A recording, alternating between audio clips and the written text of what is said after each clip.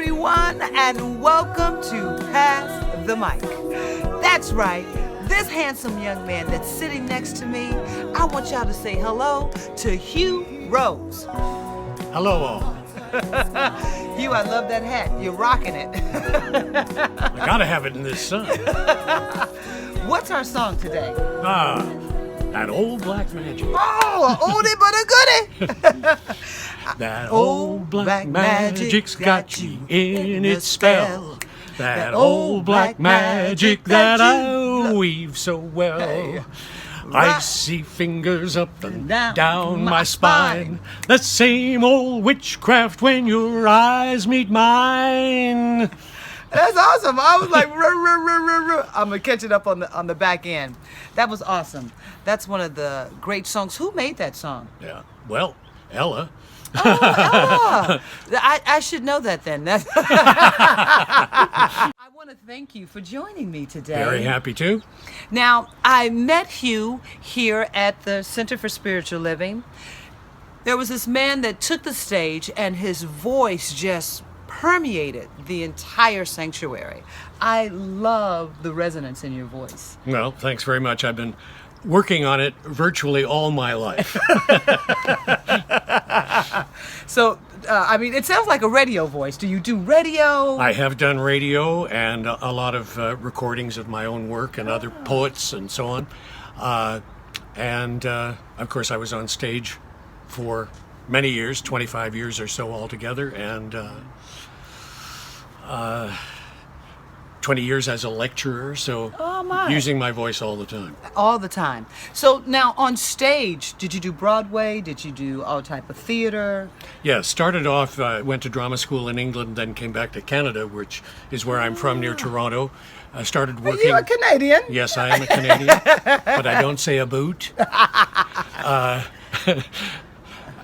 So started in the theater in Canada, and there was a New York producer in Canada auditioning for people who could speak with English accents, and I'd just come back from 3 years in drama school in London, so I got the job, moved to New York, and was in one great show after another for a lot of years. Wow. Yeah. How beautiful. So you heard the singing voice as I was stumbling over the words. Have you done any recording? Not of music, no. Wish that had happened to me in my life because I love to sing and have done on and off. I've been in a few musicals, but mostly straight plays and mostly either Shakespeare or modern English comedy. That's been my sort of forte in the theater. Well, the Shakespeare, I can see that. I mean, not everybody can do Shakespeare. It's such an intense, your delivery, when you take the stage, you deliver really beautifully. Well, it's interesting.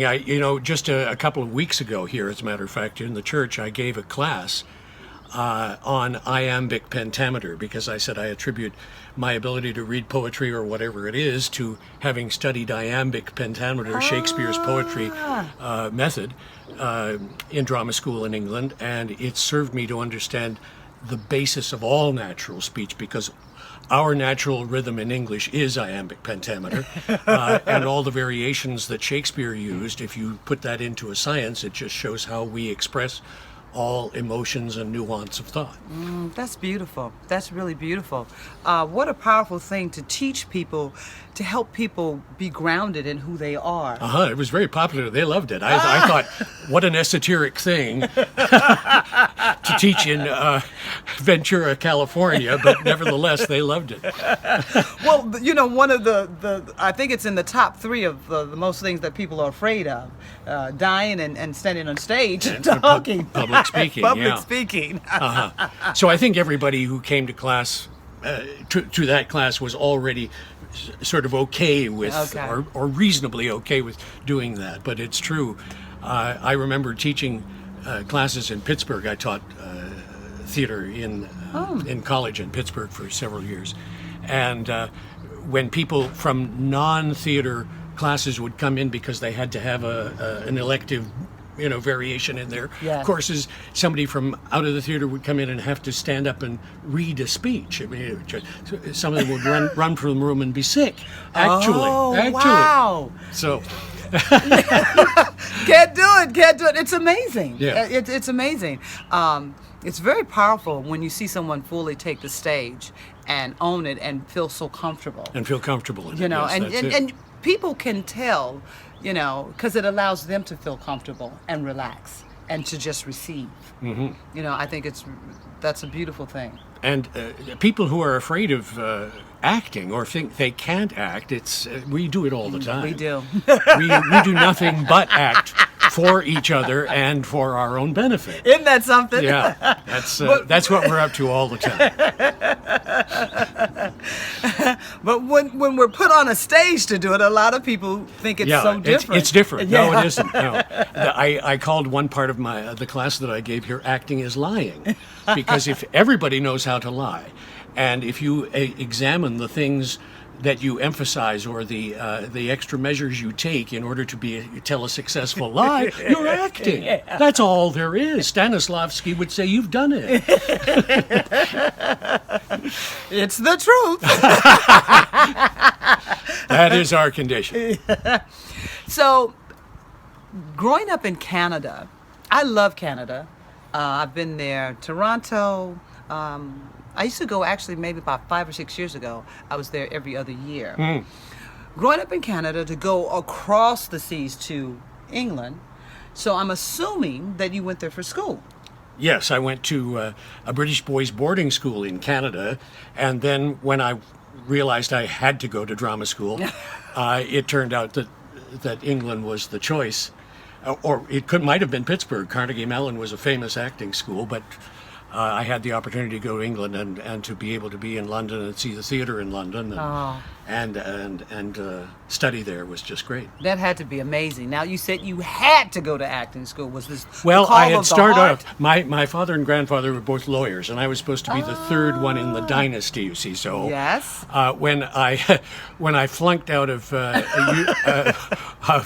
pre-law course in university, I said no, because all I was doing was attending the drama society. You see, and so anyway, we just came to terms with it. That's really what I want to do, and not the legal practice. Not the legal practice. What a gift you gave the world and continue to give the world. Well, thanks. What is one of your most grueling pieces that you've done that you had to really go within, that called another part of your essence that needed to come out? Well, that's interesting. It happened here just recently, a few years ago. The Rubicon Theater up the street just called me right out of the blue and said, the star of our current show can't remain in the show for the whole run. Can you take over for the last week when he leaves? Oh. So I said, absolutely, yes, thank you. And it turned out to be one of the most wonderful and challenging emotionally roles I've ever had. It was Lyman in Other Desert Cities is the name of the show, and he's a conservative politician, and he's at odds with his liberal children, and it all comes out of that. The dynamics of that relationship is what the story's about. So mirrored my life. And the climate that we're in right now. I mean, wow. Oh yes, it was certainly something in the present climate, but the emotions thing that was so wonderful about doing it, because there's a lot of talk about in the theater, in drama schools, and about emotion and do we control it or do we just let it go? And do we become the character, or are we always aware that I'm Hugh Rose, the actor, doing this, and I have to do many things in order to make it effective, make sure the audience hears me, among other things, and making sure you're getting the laugh you expected from the audience, or whatever.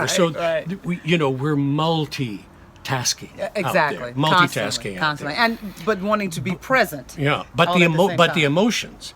I think you sometimes have been here at church when I've done readings, Yes. and I've lost it because the emotions just well up on me. I was infected years ago when I was traveling to India through Istanbul, and I had a recommendation to meet a Sufi sheikh there from my teacher in England, and I met him, and my former wife and I had the opportunity of spending several hours over 3 different days with him, and it was extraordinary because he was out of control with emotion and didn't care. Wow. At the mention, as he was teaching us, of something that was sensitive to him about the prophets or one of the saints, Rumi or whoever it might have been, he would just burst into tears, and he was 92 years old, and you want to say, please don't strain yourself.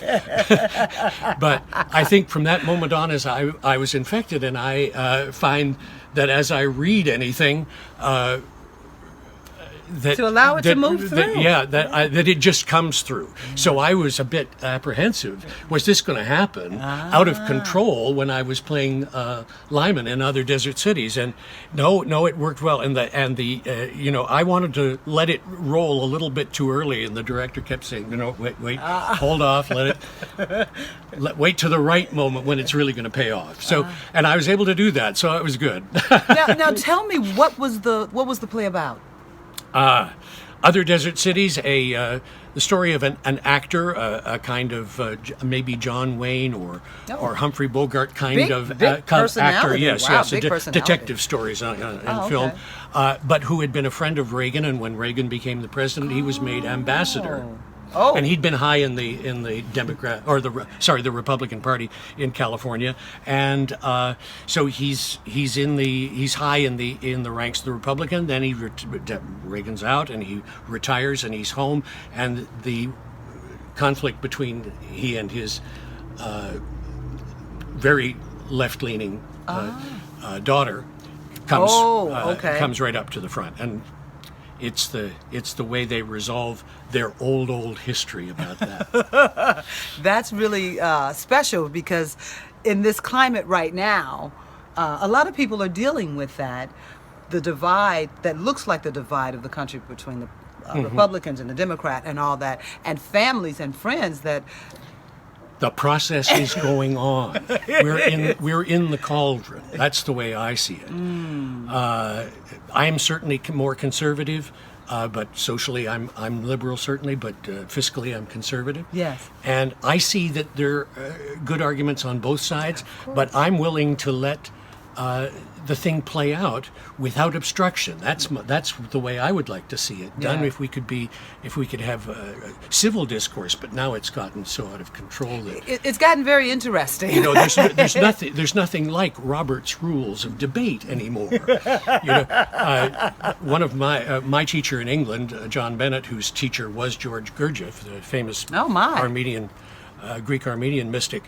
Gurdjieff said, "Argument is insane when you're arguing facts that are not the same for each people, for each person." And so there is the only possibility of progress in public discourse is for each side to realize that this is the objective exchange of subjective opinions, because that's all we got. That's all we got. That's all we've got. And so we've got to listen to the other person. Yes. And take it in a little bit.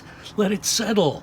As Bonnie has been talking about in church often, the reconciling force comes in when the two sides will just listen. Just listen. And because people will hear, I always think at the end, we all want the same thing. How we get there is very different. That's why there are many different roads, many different ways. We don't all have to get there the same way. And if we allow each other and respect one another, that the way that you want to get there, you don't have to infringe on the way that I choose to get there, and I don't have to infringe on the way that you choose to get there. Yeah. And we can find some common ground. These are powerful, powerful times. With acting, I think it creates a really beautiful sense of community that, you can take a plot like that from that play and really feed food to people where that maybe they can open up to have a conversation differently. Yeah. Yes, that's right. because that play certainly tried to resolve the inner characters of each of the two sides. Yes, yes. Very much, and it did. And the last scene is the daughter, after the father has died, talking about how they reconciled their last years together. Isn't that beautiful? Yeah. Isn't that beautiful? But, you know, the pain and strife because of people just holding all that stuff. You don't want to do it. You don't want to do it. So moving right along, you talked about also a lecturer. You lecture. Yeah, for the last 20 years, when I moved out here to California from New York, after having been only on the stage in New York, Okay. I came out here and I thought I would try to migrate into film and television, and I got, I got some jobs. I was on a Seinfeld show and Nice. Sisters and Dream On and a couple of nice shows, but I wasn't making enough money, and I realized I had to do something else as well to augment this. And I saw an ad in the LA Times for seminar lecturing. And I said, well, I've been a college teacher and I've been an actor, so why can't I be a seminar lecturer? And it turned out to be something that took over my life for 20 years. And Wow. it was lecturing on the industrial standard ISO 9000, which is a supplier standard. All companies in the world that want to supply to the big giants like Boeing and so on must be registered at this standard in order to qualify as a supplier. So I taught how to do that. I wrote documents for it and so on. Oh, that's really amazing. There's so much food that comes from acting that you can apply Anywhere, yes. I mean, it's amazing. I took acting in school, and acting actually was my first venture of creativity. Was acting. My teachers, they were like, Gino, you have a good voice. I'd be like, I'm an actor, I am a thespian. And just along my Didn't want to do path- musicals? Oh, I did loved musicals. Loved musicals. But at that time, I didn't But want not soul singing. You weren't. yeah, I wasn't ready until somebody said I couldn't sing. And then I was like, what? But you learn so much from acting that you can apply to life in so many different ways. So making the change, you've been a lot of places. Canada, England, Pittsburgh. 5 years teaching in Pittsburgh. Yeah. Really? Yeah. What was I that love like? Pittsburgh. Well, I didn't like the weather in the winter, but it's a beautiful city. So many parks and trees and old houses that are just gorgeous. I loved it there. I've been to Pittsburgh, and yeah, I was there in the wintertime. Not fun. I mean, streets People that you just can't wonderful. drive up. No. The cobblestones, your tires just spin. So. Beautiful people, but like Minnesota, why are you there? So moving to California, getting here. Now, is family still in Canada? I have a family in Canada, a brother, and 2 children. My son lives in Calgary, Alberta, and my daughter in just outside Vancouver. Oh, very British cool. Columbia. I didn't know that. See, look. Yeah. And from another family, I also have 2 children in Colorado. So You were busy, huh? Look. well, the bane of my existence. That's very cool. And so now, settling here in Southern California, California's got a little bit of everything, and Ventura definitely. Was this first stop? No, we when we moved out here, we took everything from New York in a big U-Haul and brought it all out. A friend had said North Hollywood is cheap and central. You could rent a house there, and you could see where you want to buy or whatever. So we did, and we rented a nice, comfortable house in North Hollywood, which is so cheap, and the landlord never raised the rent because we Really? were Where is he? we were good, reliable tenants. So I think $950 a month for 11 years, and it was so Wow. comfortable we never bought. And then Bonnie gets the job here at this church, and so we realized we had to get serious. And unfortunately, we were buying at the height of The market there. the real estate bubble in 2004, 2005. Yeah. But it's nice. We like the house, and we're very comfortable in Santa Paula. Just Santa Paula's miles a beautiful inland, yeah. space. A beautiful.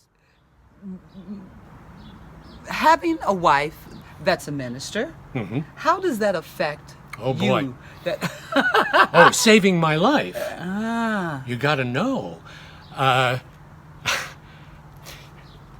I started off in the Sufi order in New York. Oh. That was a Sufi teacher, an Indian Sufi teacher. Pir Vilayat Khan was my first teacher, so I was in the Sufi order. Then I got interested in the Gurdjieff work and was miraculously led to a first-hand teacher of the Gurdjieff work in England, Okay. John Bennett, and I've belonged to that group for a while. It's it's hard to do the work without having some kind of support group. Yes, yes. And when Bonnie and I met in New York and we started talking about these things, we got interested in a few things together.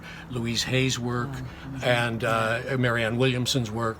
We saw them, lecture, and that led us to the Church of Religious Science then, which resolved all needs for both of us.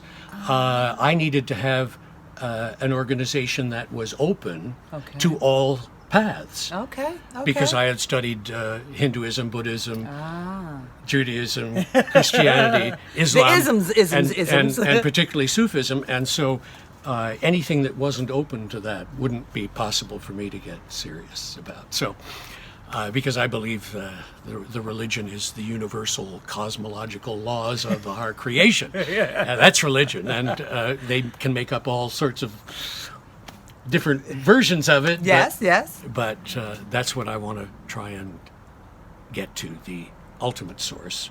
That's beautiful. So your journey for your spiritual awakening, was that a slowly progressive process, or Yes. was it a... Well, it moved very fast. Boy, ask and ye shall receive.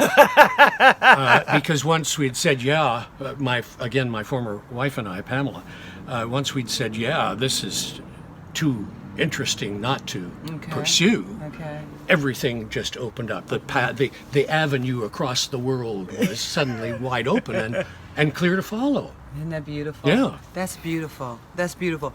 In this time, Hugh, where I think we have an opportunity for those of us that have done a lot of spiritual work and that are doing spiritual work, what would you like to share with the world to give a sense of love and beauty and community to them? Is there anything that you would say to people?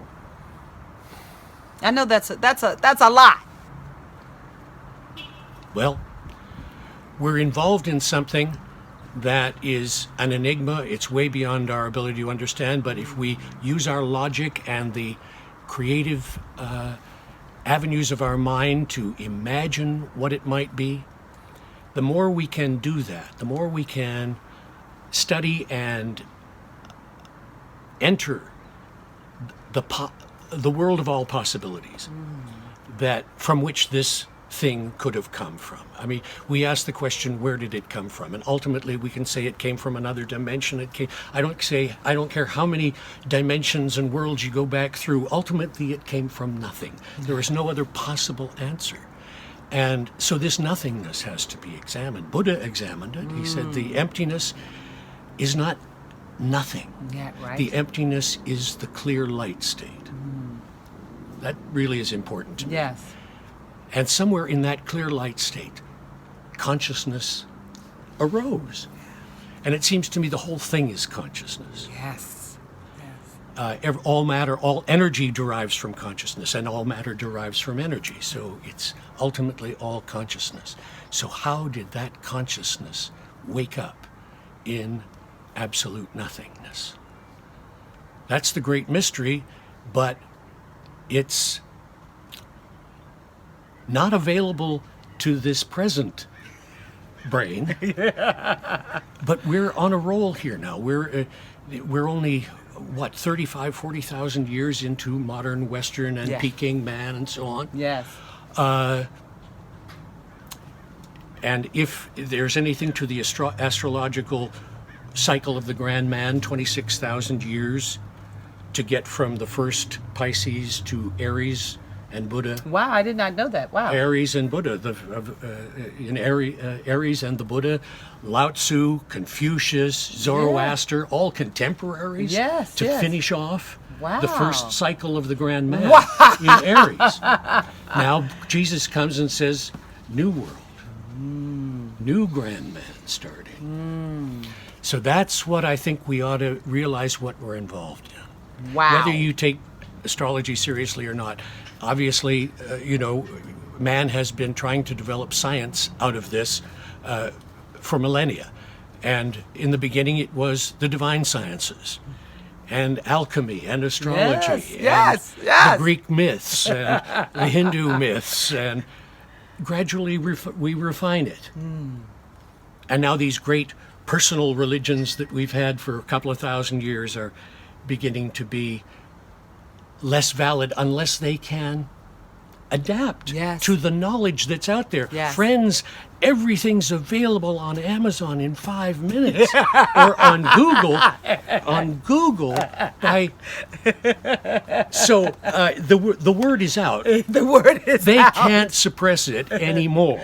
Yeah. So gradually, all this knowledge of everything from Zen to The esoteric infinite. Yeah. esoteric Christianity is going to blend Yes. and become clear to us all during this cycle of this grand man. I Will it believe happen that. during Aquarius rather? Who knows?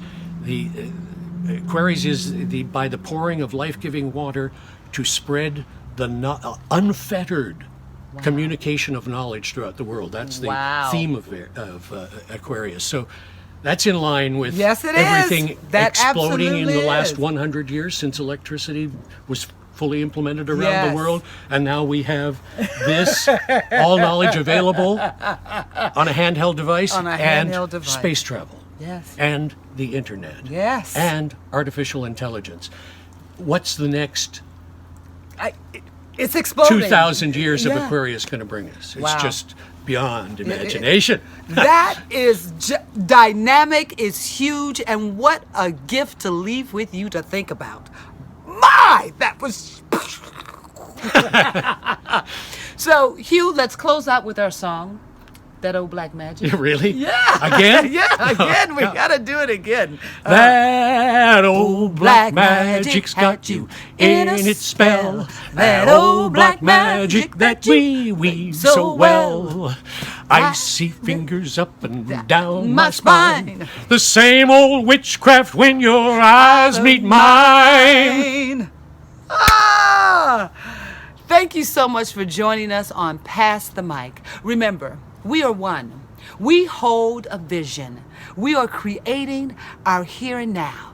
Just you and me. Just you and me. I'll see you next week on Pass the Mic.